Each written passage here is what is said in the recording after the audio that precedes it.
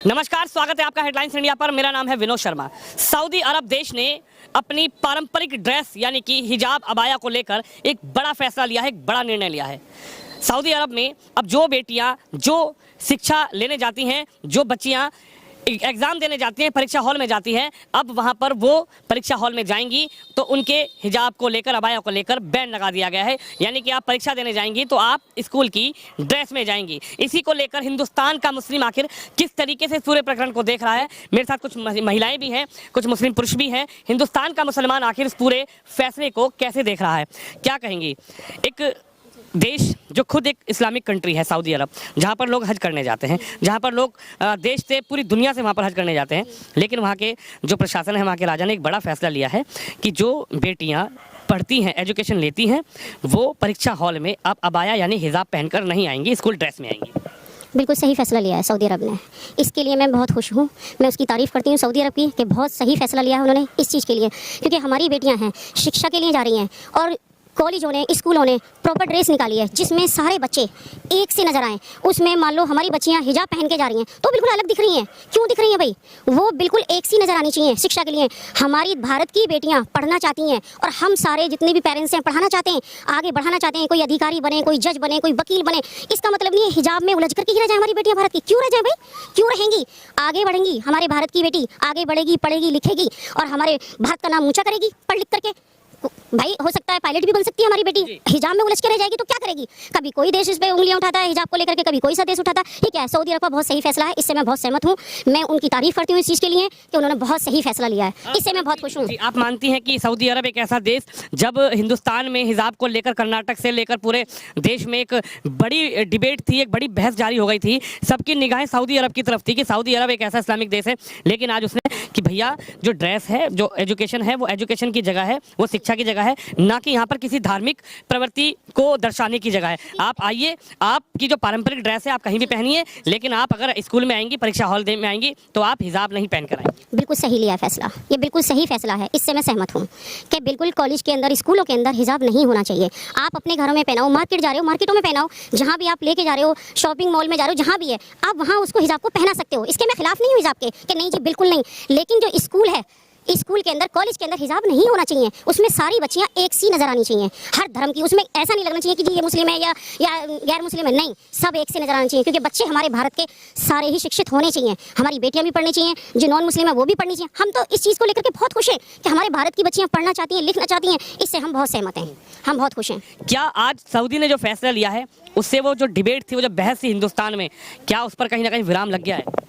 मैं बता दूं आपको कि कुछ फैसले पहले वैसे लिए हैं सऊदी अरब के प्रिंस ने, चाहे वो ड्राइविंग के माध्यम से हो, चाहे वो नौकरी के माध्यम से हो, और ये अब दुनिया बदल रही है और इस्लाम धर्म में आज़ादी है, परंतु कुछ लोगों ने इस मुसलमान कौम को या उनकी बहन बेटियों को एक बंधक बना कर रखा हुआ है। पहले हम जब कलाम पाक खोलते हैं, जब पढ़ते हैं, तो पहले उसमें जिक्र है शिक्षा के लिए। यहाँ तक क्या गया है कि अगर शिक्षा प्राप्त कर रही हो तो तुम्हें कितना दूर जाना पड़े। सऊदी अरब से चीन जाने का जिक्र है कि आपको चीन जाना पड़ेगा तो शिक्षा ग्रहण करो। बहुत अच्छा कदम है। और हिंदुस्तान में एक ऐसा प्रोपेगेंडा फैला रखा है हिजाब को लेकर, जबकि हिजाब जो प्रावधान, जो कपड़ा है, वो एक वस्त्र है, उससे इस्लाम से कोई लेना देना है नहीं।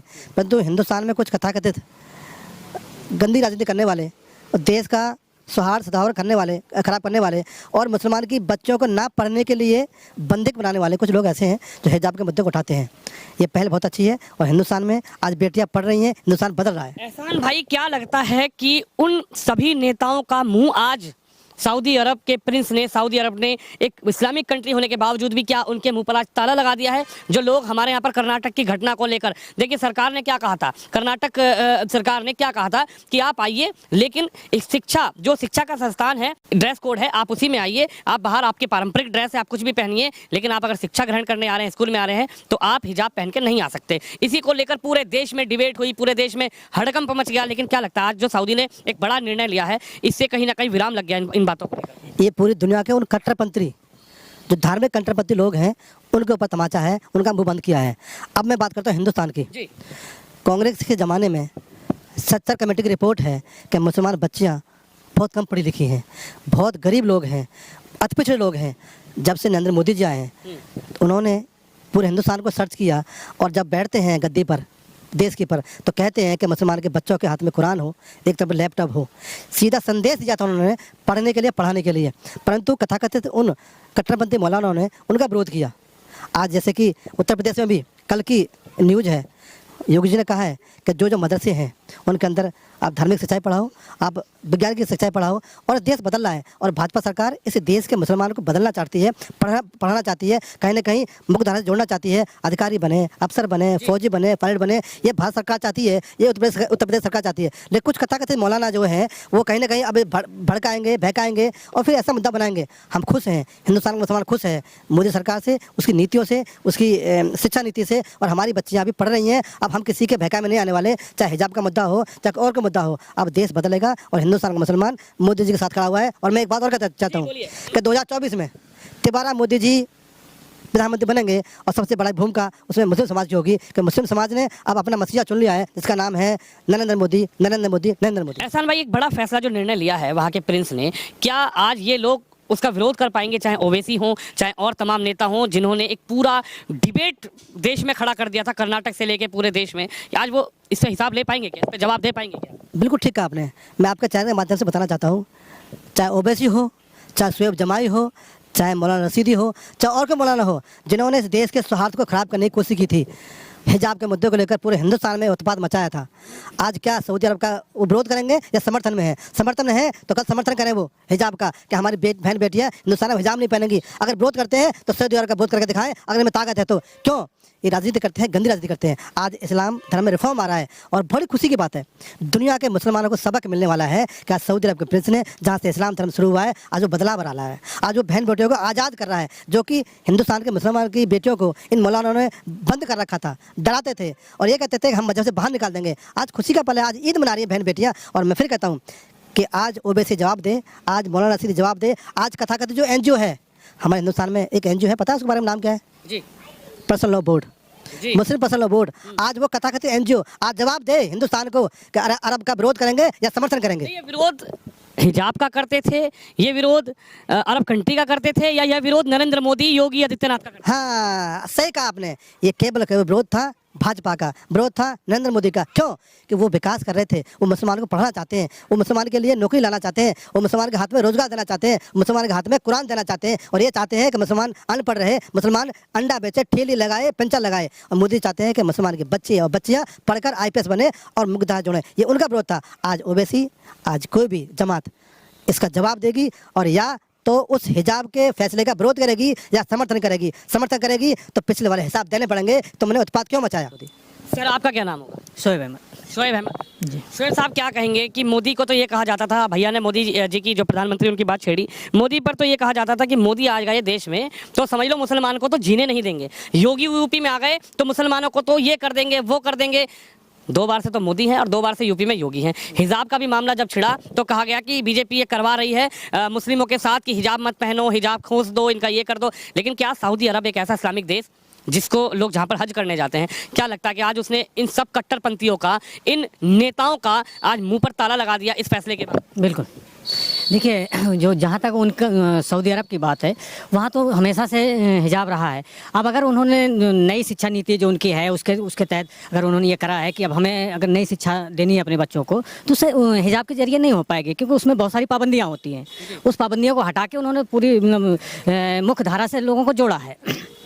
और हमारे यहाँ भी वही हो रहा था अब तक कि हम जो मुस्लिम बच्चे थे उनको हिजाब के जरिए जो है अपने बच्चों को हिजाब पहनाते थे। तो फिर जो कॉलेज होते थे वहाँ पे और बच्चे जो शिक्षा लेते थे और हमारे बच्चे दोनों अलग अलग दिखते थे। तो अब क्या हुआ है कि जो अगर हम ज़्यादातर मुसलमान यही करते हैं कि अपने बच्चों को अब हिजाब नहीं पहनाते हैं। कुछ हैं और वो भी अब जब सऊदी अरब ने अपने आप हटा दिया है अपने यहाँ से, तो वो भी अब किसी उसको उदाहरण नहीं बना सकते कि जी वहाँ पे ऐसे होता है तो हमारे यहाँ भी यही होगा। तो वो उदाहरण अब नहीं दे पाएंगे। तो इसलिए ये अच्छा है कि उन्होंने किया है, तो हमारे यहाँ भी अब हमें तो ये तो पता नहीं है कि वहाँ पे कौन सी ड्रेस है। ये कहा कि स्कूल के ड्रेस में आप आई। हाँ, अब उनके मुझे नहीं पता उनके स्कूल की ड्रेस क्या है, उन्होंने क्यों बैन करा। मगर हम अपने यहाँ की बात करते हैं कि हमारे यहाँ के स्कूल यूनिफॉर्म होता है हर स्कूल का, कॉलेज का। तो अगर हम उसमें हिजाब नहीं है, ज़्यादा सारे स्कूलों में हिजाब नहीं है, तो हम यही मानते हैं, यही चाहते हैं कि हमारे यहाँ जितने बच्चे हैं एक जैसे यूनिफॉर्म में आए, उसमें हिजाब का कहीं कोई जिक्र है नहीं। सर, ये सऊदीया के प्रिंस द्वारा लिया गया फैसला बहुत ही निर्णायक है। इसका सभी हमारे देशवासियों ने और पूरी दुनिया ने स्वागत करना चाहिए जी, और हम इसका डबल स्वागत करते हैं जी। और हमारी बच्ची आगे बढ़े, इसे कहीं ना कहीं हिजाब में हाँ ये बात हाँ जी, इसमें हिजाब में फंस के ना रहे जी, और हमारी बेटी पायलट बने, शिक्षित होए जी, और फौजी बने, हर चीज़ में आगे जाए जी। तो हमारा यही विचार है जी। बड़ी बात यही है कि देश की बेटियां बेटों से कम नहीं है। आप कुछ कहना चाहेंगे इस पूरे मामले में? मैं आपके माध्यम से एक बात जरूर कहूँगा कि जो सऊदी अरब का फैसला है उस पर हमारा हिंदुस्तान के जितने मुस्लिम हैं वो सब सहमत हैं, खुश हैं बहुत ज़्यादा। क्या लगता है, सऊदी से एक फैसला है, अब हिंदुस्तान में भी इस तरीके का फैसला मानना पड़ेगा? क्योंकि देखिए हिंदुस्तान में कहा जाता है कि एक देश एक विधान एक संविधान, लेकिन यहाँ पर भी कहीं ना कहीं दो विधान दो संविधान चलाने की कोशिश की जाती है। देखिए कुछ चंद लोगों ने जो बेटियों के मुद्दे को लेके चलते हैं, मैं कहता हूँ जो हिजाब पहना के जो बच्चों को पढ़ा रहे हैं वो बेटियाँ ना तो कामयाब हो पा रही हैं और सिवा उलझ के रह गई हैं, क्योंकि उनको ये डर लगा रहता है कि हम मुस्लिम हैं तो हम पे क्या असर आएगा और हमें क्या लोग कहेंगे। तो मैं भी इस चीज़ से बहुत अच्छा सहमत हूँ कि जो मुस्लिम कंट्री ने फैसला लिया है सऊदी ने, और जो वहाँ के प्रिंस ने बहुत अच्छा डिसीजन लिया, उनका हृदय से हम उनका स्वागत करते हैं। और ये सबके साथ बहुत सहमति है हमारे हिंदुस्तान की कि ये होना भी चाहिए था। तो अब इसमें हिजाब का कोई वो रहेगा नहीं, सब आए ड्रेस में आए, कोई दिक्कत नहीं है। बिल्कुल पूरा हिंदुस्तान का मुसलमान इस पूरे जो हिजाब पर जो फैसला लिया है, बड़ा निर्णय लिया है। सऊदी अरब के क्राउन प्रिंस मोहम्मद बिन सलमान ने एक बड़ा जो फैसला लिया है उस पर पूरे देश का, हिंदुस्तान का मुसलमानों की राय जो है वो राय आपने सुनी। हालांकि आज इन्होंने कहा, एहसान जी ने कहा कि उनके मुंह पर, उन कट्टरपंथियों के मुंह पर तमाचा जरूर लग गया है जो लोग हमारी बेटियों को हिजाब में, मुसलमान में, हिंदू में, इस तरीके में धार्मिक उसमें फंसा कर रखते थे, उलझा कर रखते थे। कहीं ना कहीं हमारे देश की बेटियां भी आगे बढ़ेंगी, पढ़ेंगी और कहीं ना कहीं पायलट बनेंगी, इंजीनियर बनेंगी, डॉक्टर बनेंगी। मुस्लिमों की बेटियां भी देश का नाम रोशन करेंगी। आप भी इस खबर पर, इस वीडियो अपनी राय जरूर रखिए, इस वीडियो को शेयर करिए। कैमरामैन तुषार।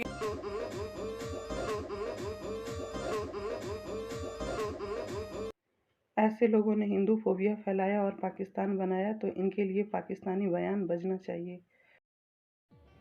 पाकिस्तान में 3 खुतबे बहुत मशहूर है जो बच्चा और बूढ़ा सब देते हैं। आप अरबी छोड़कर भारत या मगरिब का कल्चर अपनाते हैं तो आप कफ़ार में शामिल होंगे, फितना फैला रहे हैं और इस्लाम से बाहर हो जाएंगे। 1000 साल तक राज किए, 1000 साल तक मिल के रहे। हालांकि उस समय हिंदुत्व बहुत थे, लेकिन फिर भी हमें कोई खतरा नहीं था। अचानक हमको खतरा लगा और हमने पाकिस्तान बना लिया। फिर एक्सट्रीमिस्ट हिंदुत्व को हम गाली देंगे। पाकिस्तानी जिहाद 2.0 स्टार्ट। आरएसएस हिंदुत्व एक्सट्रीमिस्ट, आतंकवादी हिंदुत्व, मोदी फितना फैला रहे हैं। हम 20 करोड़ जो माइनॉरिटी है मुस्लिम पाकिस्तान इंडिया में, उन पर वो फितना फैला रहे हैं। फिर से ये तंग कर रहे हैं। ला ला ला ला ला, फिर से हम हिंदुत्व को कसूरवार ठहराएंगे और फिर से हम पाकिस्तान बनाएंगे। ला ला ला ला ला, विधर्मी हिंदुत्व हमारा पाकिस्तान बनाएंगे। मुसलमान ना बने तो यहाँ से मार के भगाए जाएंगे। फिर जिहाद पाकिस्तान 3.0 स्टार्ट। ला ला ला।